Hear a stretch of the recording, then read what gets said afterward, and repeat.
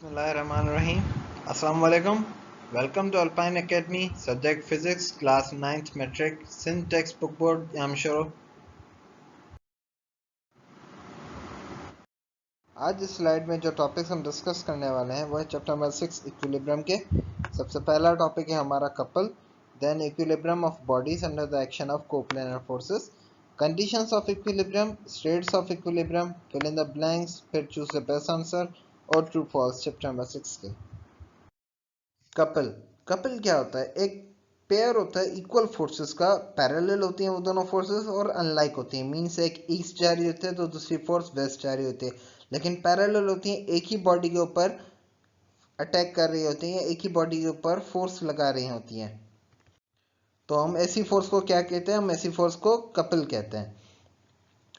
Consider force F acting on point A and B as shown. ये figure हमें next page पर मिलेगी।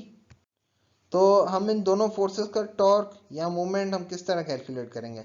सबसे पहले तो हम जो फोर्स जो ए पर लग रही है हम उसको देखते हैं। Force into A, distance of point of axis जहां से वो रोटेट करेगा वहां से लेकर ए पॉइंट तक का डिस्टेंस, और जो फोर्स हम अप्लाई कर रहे हैं। और दूसरी जगह बी पे भी हमारा सेम एक्शन होगा। दोनों फोर्सेस के पास डायरेक्शन जो है वो सेम है, दोनों काउंटर क्लॉकवाइज होगी। तो हम इन दोनों को आपस में ऐड कर सकते हैं, O of A and O of B। तो डिस्टेंस तो दोनों का सेम हो जाएगा। हाँ, दोनों तरफ फोर्स लग रही है तो दोनों तरफ हमने फोर्स को मल्टीप्लाई कर दिया इस तरह, इस प्रोसीजर से गुजार कर। तो हमारे पास आखिर में क्या बचता है? Force into A and B, क्योंकि O दोनों तरफ से ही सेम है।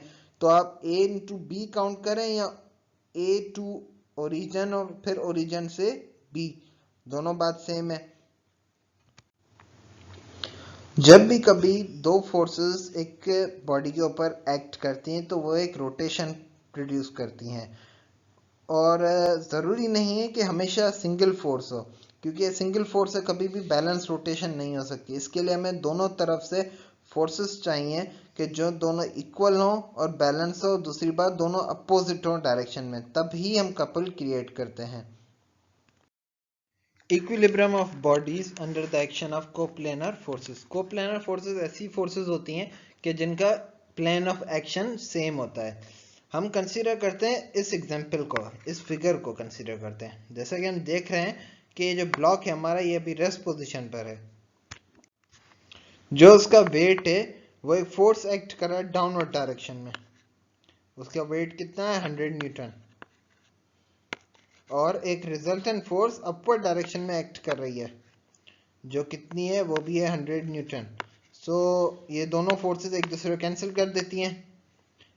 उसके बाद हम देखते हैं कि एक फोर्स है जो स्प्रिंग से लग रही है इस तरफ से, और बॉल इस वुडन ब्लॉक को इस तरफ अपनी तरफ खींच रही है। वो कितने न्यूटन की लग रही है? वो लग रही है 50 न्यूटन की। कि जबकि एक और फोर्स है जो उसको आगे की तरफ धक्का दे रही है, और वो फोर्स कितनी है? वो भी है 50 न्यूटन।